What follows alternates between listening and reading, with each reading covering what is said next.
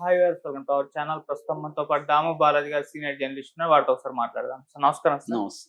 Sir, అమృత ప్రణయ్ ఇష్యూలో మనకు తెలుసు, ప్రణయ్ హంతకులందరికీ కూడా శిక్షలు విధించేసింది కోర్టు. అయితే ఇప్పుడు దీని పట్ల అంటే ప్రజలు ఏ రకంగా అభిప్రాయాలు వ్యక్తం చేస్తున్నారు, అంటే కొన్ని భిన్న అభిప్రాయాలు వ్యక్తం అవుతున్నాయని కూడా వార్తలు వినిపిస్తున్నాయి. అండ్ ఇంకొకటి ఏంటంటే సార్, ఇక్కడ అమృత ఎవరైతే ఉన్నారో ఆమె పేరు తన సోషల్ మీడియాలో మార్చేసుకుంది.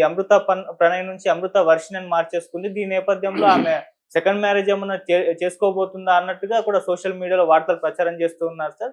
మరి ఏం జరిగే అవకాశం ఉంది అమృత ప్రణయ్ విషయంలో, మీరేం చెప్తారు? అమృత ప్రణయ్ లవ్ ఎపిసోడ్ చాలా విషాదంగా మారింది. మనకు తెలుసు.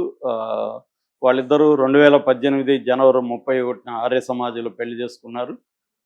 తర్వాత వాళ్ళని సెప్టెంబర్లో, అంటే వాళ్ళు జనవరి 31న చేసుకుంటే సెప్టెంబర్ 14న అతన్ని అతి దారుణంగా సుభాష్ శర్మ అనే వ్యక్తి ద్వారా వాళ్ళ నాన్నే సుపారీ దాదాపు మొత్తం కేసుకి దాదాపు 4 కోట్లు ఆయన ఖర్చు పెట్టాడు. 2 కోట్లు ఈ సుభాష్ శర్మకి ఇచ్చాడు. మిగతా కరీం అనే అతన్ని ఇన్వాల్వ్ చేసి నిన్న అదంతా నేను చెప్పాను. అబ్దుల్ బారీ, అస్కర్ అలీ, సుభాష్ శర్మ, అబ్దుల్ కరీం, తర్వాత డ్రైవర్ అంటే శ్రవణ్ కుమార్, వీళ్ళ బ్రదర్ శ్రవణ్ కుమార్, మారుతిరావు బ్రదర్, వాళ్ళ డ్రైవర్ సముద్రాల శివ, అతను తీసుకొచ్చిన ఆటో నిజాం, వీళ్ళందరికీ కూడా నిన్న సుభాష్ శర్మకేమో మరణశిక్ష పడింది. మిగతా 7 మందికేమో యావజ్జీవ కారాగార శిక్ష పడింది. Nalgonda SC ST special court justice Rojaramani గారు శిక్ష విధించారు. వీళ్ళు ఎలాగూ హైకోర్టుకి వెళ్తారు. హైకోర్టులో వీళ్ళకి ఫేవర్గా వస్తే ఓకే, లేకపోతే సుప్రీంకోర్టుకి వెళ్తారు. ఇది జరుగుతుంది మళ్ళీ. కానీ జనరల్గా ఏంటంటే సాక్ష్యాధారాలు చాలా స్ట్రాంగ్గా ఉన్నాయి. ఛార్జ్షీట్లు దాదాపు 1600 పేజీల ఛార్జ్షీటు, 10 సవరణలు, 9 నెలలు, 67 సాక్షులు, ఫోరెన్సిక్ ఆడిటింగ్, మొత్తం చాలా పకడ్బందీగా దీంట్లో కేసుని పెట్టారు. అప్పట్లో ఉన్న ఎస్పీ రంగనాథ్ కానీ డిఎస్పీ శ్రీనివాస్ కానీ చాలా శ్రమించి చాలా పెట్టారు. మొత్తంగా 6 ఏళ్ళు పట్టింది ఈ కేసులో. 6 ఏళ్లలో ఇది ఒక చారిత్రక తీర్పు అని చెప్పచ్చు. ఈ తీర్పు మీద ఇప్పుడు రకరకాల స్పందనలు వస్తున్నాయి. ముఖ్యంగా శ్రవణ్ కుమార్, వీళ్ళ బాబాయ్, అమృత వాళ్ళ బాబాయ్, వాళ్ళ కూతురు భార్య, వాళ్ళిద్దరు కూడా, కూతురు భార్య పద్మజ, కూతురు స్ఫూర్తి, వాళ్ళిద్దరు కూడా చాలా తీవ్రంగా దీని మీద స్పందించారు. మొత్తం తప్పంతా అమృతదే, మా నాన్నదేం తప్పు లేదు, అమృతనే చేసింది, ఇది మాకు అన్యాయం జరిగిపోయింది అని వాళ్ళు ఏడుస్తున్నారు. ఈ క్రమంలో ఏమైందంటే అమృత రెస్పాన్స్ ఏంటి, వాళ్ళ నాన్న ప్రణయ్ వాళ్ళ అమ్మ నాన్న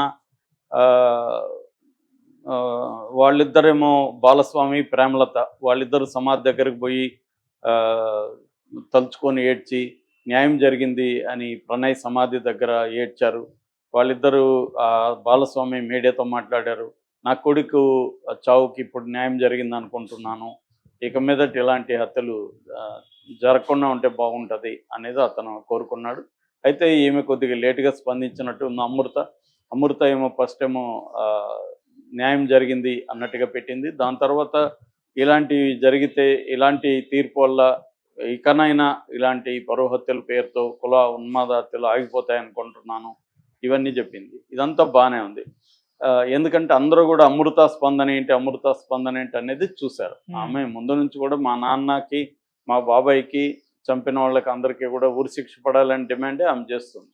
అయితే అమృతరావు 2020లో ఆయన ఆర్యవైశ్య భవన్లో చనిపోతూ ఒక లెటర్ కూడా భార్యకి రాశాడు, గిరిజకి, భార్య పేరు గిరిజ, ఆమెకి రాసి ఇట్లా క్షమించు గిరిజ అని రాశాడు. దాని తర్వాత కూతురు కూడా నువ్వు అమ్మ దగ్గరికి వెళ్ళమ్మా అని కూతురును కూడా ఆయన, అంటే ఇవన్నీ జరిగినాక ఆయన రిలీజ్ అయ్యాడు, నేను చేశాను తప్పని.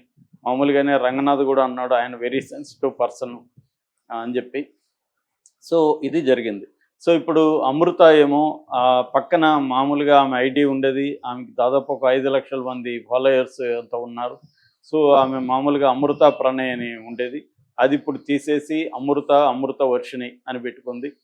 సో దీంతో ఇప్పుడు ప్రణయ్ని ఎందుకు తీసేసింది, ఈమె 2 పెళ్లి చేసుకోబోతుందా అన్న ఇది నెటిజన్స్ విపరీతంగా ఆమె మీద విమర్శలు చేస్తున్నారు. మొత్తం దీనికి కారణము ఈమె అన్న ఇది బలంగా సోషల్ మీడియాలో కనిపిస్తుంది. అసలు ఈ మొత్తం ఎపిసోడ్కి కారణం ఈ అమ్మాయి కామంతో కళ్ళు మూసుకుపోయి 9వ క్లాసులోనే ఒక అబ్బాయితో రొమాన్స్ చేయడం, అది కళ్ళారా చూసిన తండ్రి తట్టుకోలేకపోవడం, నేను పెంచి నా భుజాల మీద మోసి పెంచిన ఈ బిడ్డ ఇలా చేస్తుందా అని ఆయన షాక్ అయ్యాడు. అక్కడి నుంచి ఆయన కన్విన్స్ చేయడానికి ట్రై చేశారు. ఈ అమ్మాయి రెచ్చిపోయింది. అక్కడి నుంచి వాళ్ళు వదలకుండా డిగ్రీ కంప్లీట్, బీటెక్ కంప్లీట్ వరకు ఉండి పెళ్లి చేసుకున్నారు. అప్పుడు కూడా పోలీసులు ఈయన కౌన్సిలింగ్ ఇచ్చారు. కౌన్సిలింగ్ ఇస్తే ఈయన సైలెంట్గానే ఉన్నాడు. కానీ వాళ్ళిద్దరూ విపరీతంగా వీడియోలు చేసి ఊర్లో విపరీతంగా స్ప్రెడ్ చేయడం, అదంతా రెచ్చగొట్టి తనని ముళ్ళుతో గుచ్చినట్టుగా ఉన్నది. అందువల్ల అందరూ అడుగుతున్నారు. సో దాన్ని ఆయన తట్టుకోలేకపోయాడు. ఇదంతా కూడా వాడి వల్ల జరిగింది. వాడు నా బిడ్డని మాయ చేశాడు, వల్ల వేసుకున్నాడు, నా ఆస్తి కోసమే ఇదంతా వాడు చేశాడు, చేసి ఇప్పుడు కూడా రెచ్చగొడుతున్నారు అన్న ఒక ఆగ్రహానికి, ఆవేదనకి ఆయన లోనయ్యి ఈ నిర్ణయం తీసుకున్నాడు అన్న యాంగిల్ ఎక్కువగా పెడుతున్నారు. దీంతో అనేక ప్రశ్నలు కూడా ముందుకు వస్తున్నాయి.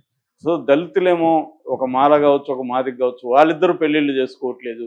మాల వాళ్ళు మాదిగల్ని పెళ్ళిళ్ళు చేసుకోవడం అనేది తక్కువ ఉంది.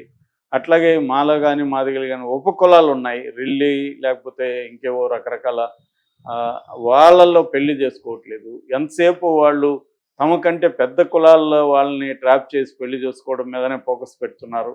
కుల నిర్మూలన కానీ కులాంతర వివాహం అంటే మాలలో మాదిగలో అప్పర్ కాస్ట్ వాళ్ళని పెళ్లి చేసుకోవడమేనా, వాళ్ళకంటే కింద వాళ్ళని వాళ్ళు ఎందుకు చేసుకోరు అన్న ప్రశ్నలు కూడా బయలుదేరాయి. అదే రకంగా అమృత ఇప్పుడు రెండో పెళ్లి చేసుకుంటుందా, ప్రణయ్ని ఇంక వదిలిపెట్టేసిందా అని అమృత మీద కూడా విమర్శలు వస్తున్నాయి. యాక్చువల్గా ప్రణయ్ చనిపోయి 6 years అయిపోయింది. తనకి ఇప్పుడు ఆ తర్వాత బిడ్డ కూడా పుట్టాడు. బిడ్డకు కూడా ఇప్పుడు 5 years దాటింది. ఇలాంటి కండిషన్లో అమృత పెళ్లి చేసుకుంటే తప్పేంటి అసలు? అదే ఆమె జీవితం, ఆమె నిర్ణయించుకోవాలి. ఆమె చిన్నపిల్లే తను కూడా. సో తను పెళ్లి చేసుకోవద్దని ఎవరు చెప్పారు? అతను అంత మాత్రాన ప్రణయన మర్చిపోతుందని కాదు కదా. రెండోది ఆమె ఏ కారణంతో తీసిందనేది కూడా తెలియదు. మనం వేరే వాళ్ళ వ్యక్తిగత విషయాల్లోకి ఎంటర్ అయిపోయి వాళ్ళు ఎలా జీవించాలో మనం ఎలా నిర్ణయిస్తాం? ఇవి విమర్శించే వాళ్ళు అమృతకి ఏమన్నా సహాయం చేయగలరా? అమృత లైవ్లీహుడ్కి ఏమైనా హెల్ప్ చేయగలరా? ఏమి చేయలేరు కదా. ఇక్కడ కూర్చొని పోస్టులు పెట్టి తీర్పులు ఇవ్వడం తప్ప వీళ్ళు అంతకంటే ఏమీ చేయలేని పరిస్థితి. కాబట్టి అమృత రెండో పెళ్లి చేసుకుంటుందా లేదనేది that is her life, her ఇది డిసిషన్. అది ఒక యాంగిల్. రెండో యాంగిల్ ఇక్కడ తప్పు ఎవరిది అనేది ప్రధానంగా చర్చ జరుగుతుంది. అమృతదా, మారుతిరావుదా? గతంలో కూడా మారుతిరావుకి ఎక్కువ సపోర్ట్ వచ్చింది. మారుతిరావు తండ్రి బాధ, ఎందుకంటే ఆయన సెన్సిబుల్గా ఉండడం, రెండోది ఆయన సూసైడ్ చేసుకోవడం, ఆయన ఇంటర్వ్యూలో నా కూతురు 9వ క్లాసులోనే రొమాన్స్లో ఉంటే ఎలా ఉంటుందో మీరు ఊహించుకోండి అని చెప్పడం, ఇవన్నీ ఆయన మీద ఒక సాఫ్ట్ కార్నర్ వచ్చే విధంగా చేశాయి. అంటే ఎట్లాంటి నెరేటివ్ వచ్చిందంటే, ఒక మాల అబ్బాయి క్రిస్టియన్గా కన్వర్ట్ అయిపోయి ఆ అబ్బాయి రిచ్ అమ్మాయిగా ఉన్న ఈ అమ్మాయిని ట్రాప్ చేశాడు అన్న వెర్షను వచ్చింది. దీన్ని ఏ తండ్రి అయినా ఎలా సహించగలడు అనేది. ఇక్కడ 2 కోణాలు ఉన్నాయి, లీగల్ కోణం, మోరల్ యాంగిల్. లీగల్ కోణంలో నువ్వు ఏ యాంగిల్లో ఆలోచించినా హత్య చేయడం అనేది చాలా దారుణమైన విషయం. సో దానివల్ల ఇప్పుడు మారుతిరావు బతుకుంటే కూడా ఆయనకు కూడా ఉరిశిక్ష పడి ఉండేది. ఎందుకంటే A1 ఆయన, A2 సుభాష్ శర్మ. A2కే ఉరిశిక్ష పడినప్పుడు A1కి పడకుండా ఉంటుందా? A1కి కూడా ఖచ్చితంగా ఉరే పడి ఉండేది వాళ్ళిద్దరికీ. సో అది వేరే విషయం. కాబట్టి ఇప్పుడు ఆయన కూడా ఎందుకు చనిపోయాడు? గిల్ట్ ఆయనకు కూడా తాను చేసిన తప్పని తను కూడా భావించాడు కాబట్టి చనిపోయాడు. ఎందుకంటే రిజల్ట్ ఏమైంది? తన కూతురు ఉంది, కూతురికి బిడ్డ ఉన్నాడు, ఆ బిడ్డకి తండ్రి లేడు, అది తన వల్లే. భార్య ఏడుస్తుంది రోజు, నా కూతురు బతికెలా అయిపోయిందని. కూతురు ఏడుస్తుంది. సో నేనే తప్పు చేశాను, నేను కొంత ఓపిక బట్టి నా కూతురు ఒకవేళ నాకు ఇష్టం లేని పని చేసుకున్నా నేను వదిలేసి డిజోన్ చేసుకొని ఉండొచ్చు. నా కూతురు చనిపోయిందని నేను అనుకొని డిక్లేర్ చేసేసి నా పాటికి నేను ఉండుంటే అందరూ బాగుండేవాళ్ళు కదా అని ఆయన ఆలోచించి ఆ గిల్ట్తో ఆయన ఆత్మహత్య చేసుకున్నాడు. సో కాబట్టి ఇక్కడ లీగల్ పాయింట్ ఆఫ్ వ్యూలో ఏ కారణాలతో హత్య చేసినా ఖచ్చితంగా అది రాంగ్. రెండవది, దీంట్లో అనేక కాంప్లెక్స్ ఇష్యూస్ ఉన్నాయి. వీళ్ళు అడిగిన ప్రశ్నలో న్యాయం ఉంది. ఏది దళితులు తమ కంటే కింద వాళ్ళని పెళ్లి చేసుకుంటున్నారా లేదా? ఆ డేటా నా దగ్గర కూడా లేదు, నిజంగానే కరెక్టా కాదా, కానీ ఆ ప్రశ్నలు అయితే వ్యాలిడ్. అయితే ఇక్కడ ఏంటంటే ఇక్కడ జెండర్ అండ్ కులం అనేది ప్రధానం. ఇప్పుడు ఈయన అప్పర్ కాస్టు, అదే అప్పర్ కాస్ట్ ఇంకొకరిని ఒక కమ్మారెడ్డిని ప్రేమించుంటే ఈయన ఇదే విధంగా హత్య చేయించి ఉండేవాడా అంటే చేయించి ఉండేవాడు కాదు అనేది ఎవరైనా చెప్పగలరు. అలాగే అమృత కూతురు కాకుండా కొడుకు అయింటే, ఒక దళిత అమ్మాయిని ప్రేమించుంటే ఇదే విధంగా ఈయన బిహేవ్ చేసి ఉండేవాడా అనేది కూడా ఇదే. ఎందుకంటే ఇప్పుడు హత్యలు జరుగుతున్నవన్నీ కూడా ఎక్కువ భాగం అమ్మాయిల పేరెంట్సే ఎక్కువ చేస్తున్నారు. అమ్మాయిల్ని చంపుతున్నారు, సొంత కూతుర్ని దారుణంగా చంపిన సంఘటనలు ఉన్నాయి.